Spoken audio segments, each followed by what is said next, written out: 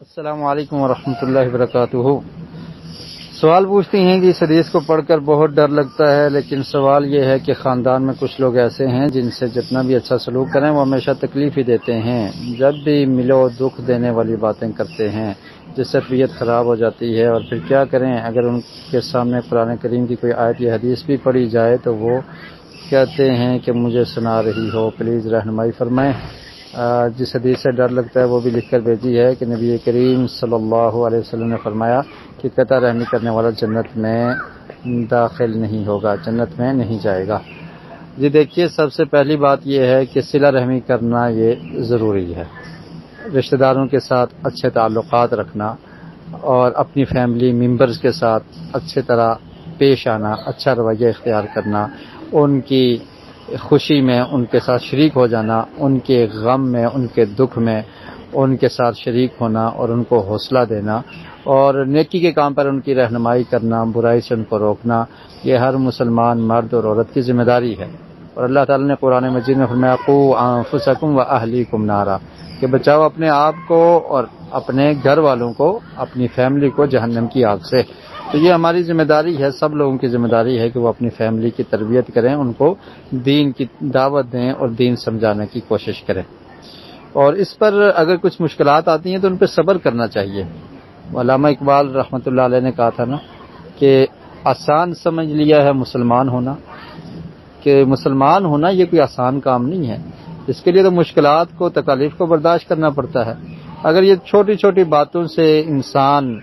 اور داعی دعوت دینے والا اور خود کو مسلمان کہنے والا پریشان ہو جائے تو یہ کوئی اچھی بات نہیں ہے، بلکہ مسلمان بڑا جذبے والا ہوتا ہے، اس کے اندر بڑا صبر اور تحمل ہوتا ہے، اور وہ حالات کو کنٹرول کرنا جانتا ہے اور وہ برداشت کرنا جانتا ہے۔ تو برداشت کو پیدا کیجئے اور یہ سمجھیے کہ دین اسلام کے لیے اگر آپ کو تکلیف ہو رہی ہے تو اس پر آپ کو اجر ملے گا۔ ویسے بھی اگر کوئی انسان کسی کو تکلیف دیتا ہے اور وہ آگے سے صبر کر لیتا ہے، جواب نہیں دیتا، تو اس پر اس کا اجر تو ہے، لیکن دین کے معاملے میں صبر کرنے کی زیادہ فضیلت ہے۔ تو اس لیے صبر کیا جائے، ان تکالیف کو برداشت کیا جائے، اور پھر یہ بھی جانیے کہ صلہ رحمی کیا ہوتی ہے۔ صلہ رحمی یہ نہیں ہے کہ جو بندہ آپ کے ساتھ اچھا برتاؤ کرتا ہے آپ بھی اچھا برتاؤ کریں، تو یہ تو کوئی بہادری نہیں۔ مطلب مزہ تو تب ہے کہ آپ اس انسان کے ساتھ اچھے تعلقات رکھیں جو آپ کے ساتھ اچھے تعلقات نہیں رکھ رہا،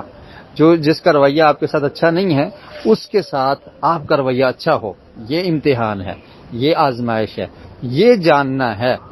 تو جو پہلے سے اچھا ہے،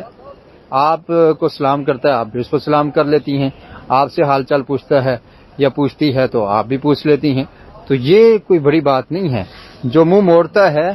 اس کو سلام کرنا، جو آپ کی وجہ سے آپ سے نفرت کرتا ہے آپ اس سے محبت کا اظہار کریں، تو یہ حقیقت میں صبر ہے اور یہ صلہ رحمی ہے۔ نبی کریم صلی اللہ علیہ وسلم کا ایک ارشاد ہے، آپ نے فرمایا کہ سل من قطعک، کہ صلہ رحمی کر اس کے ساتھ جو تجھ سے تعلقات کو ختم کرتا ہے، قطع کرتا ہے، وَأَحْسِنْ إِلَىٰ مَا أَسَاءَ إِلَيْكَ، اور اس کے ساتھ اچھا سلوک کر جو تیرے ساتھ برا سلوک کرتا ہے، اور پھر حق بات کہو اگرچہ وہ حق بات تمہارے اپنے خلاف ہی کیوں نہ ہو۔ تو اس لیے جو لوگ اچھا رویہ نہیں اختیار کرتے ان کے ساتھ اچھا رویہ اختیار کرنا ہے۔ اور دوسری بات یہ بھی ذہن میں رکھیے کہ جب آپ قرآن مجید کی کوئی آیت پڑھ کر یا حدیث پڑھ کے کسی کو سمجھانے کی کوشش کر رہے ہیں یا ویسے پڑھ رہے ہیں اور وہ یہ محسوس کرتا ہے کہ یہ مجھے اٹیک کرتا ہے یا میرے خلاف قرآن کی آیات پڑھ رہی ہے یا پڑھ رہا ہے، تو اس وقت گریز کرنا چاہیے تاکہ اس کے ذہن میں ایسی بات نہ آئے کہ یہ میرے خلاف ہے اور یہ مجھے تانا دے رہا ہے، تو ایسی بات سے پرہیز کرنی چاہیے۔ اس وقت آپ نرمی سے کسی اور انداز سے اس کو سمجھانے کی کوشش کریں، اور مزید اگر وہ شخص یہ سمجھ رہا ہے کہ یہ مجھے اٹیک کر رہا ہے تو پھر اس وقت آپ ایسا رویہ یا اس کی ایسی خامی کو نہ بیان کریں جس سے وہ یہ سمجھے کہ میری ہی غلطی ہے اور مجھے ہی اٹیک کیا جا رہا ہے، پھر ایسے نفرت پیدا ہو جائے گی۔ تو بہرحال صبر تحمل کی ضرورت ہے، محبت پیار اخلاق کی ضرورت ہے۔ آقا علیہ الصلوۃ والسلام کی سیرت کو سامنے رکھیے۔ آپ صلی اللہ علیہ وسلم نے جب دین کی تبلیغ کی تو آپ کو کیا کچھ نہیں کہا گیا۔ آپ کے چچا تھے نا ابو لہب، کیا کہا تھا کہ تو نے ہمیں اس لیے جمع کیا ہے جہنم سے ڈرانے کے لیے، اللہ کی توحید کی دعوت دینے کے لیے،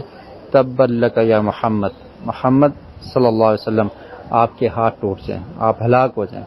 سب لوگوں کے سامنے کہا۔ لیکن آقا علیہ الصلوۃ والسلام نے صبر کیا، تحمل کا مظاہرہ کیا، اور بے شمار مسالے ہیں، تو ان کو سامنے رکھیے۔ اللہ تعالی ہمیں حقیقی معنوں میں دین اسلام کو سمجھنے کی اور اس پر عمل کرنے کی، اس کی نشر و اشاعت کرنے کی توفیق نصیب فرمائے۔